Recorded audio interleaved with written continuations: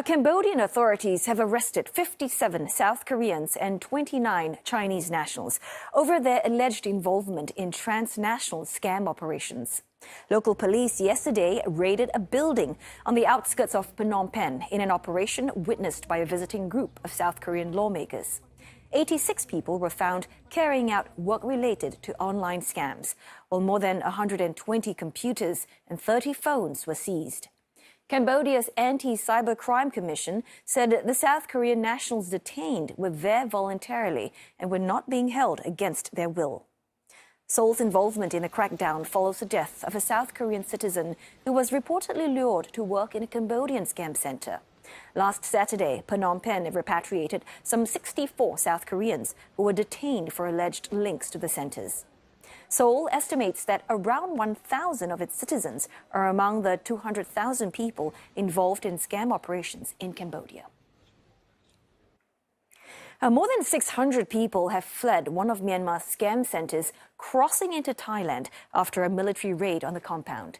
The site, known as KK Park in Myanmar's Myawaddy township, has been linked to online fraud operations targeting victims worldwide. It is one of the areas where Myanmar's military have been conducting crackdown operations since earlier this year. CNA's senior correspondent Leong Wai-kit with this report. The raids are the Myanmar Army's latest ongoing efforts to crack down on scam centers in the country. Now, if you recall, there was a joint crackdown among Myanmar, China and Thailand around January this year. And since then, the Myanmar Army has kept up this momentum, publishing daily figures of illegal immigrants entering the country to work in scam centers. The latest figure since end January this year stands at some 9,500. A large number of whom have been deported to their home countries. The Myanmar authorities' daily arrests can range from dozens to some 500. Apart from these raids and arrests, the Myanmar military has also asked its chief ministers to step up and do more to tackle the issue. It also holds regular meetings with its neighbours such as Laos and Thailand to discuss ways to crack down on these transnational crimes.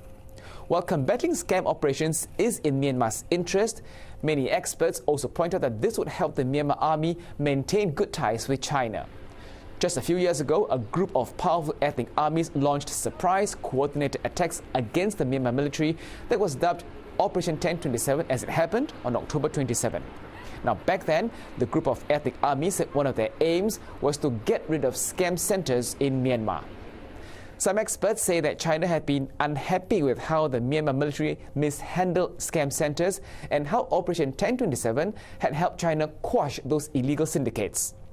Now, this latest raid by Myanmar comes months ahead of its planned general election, which China has publicly supported.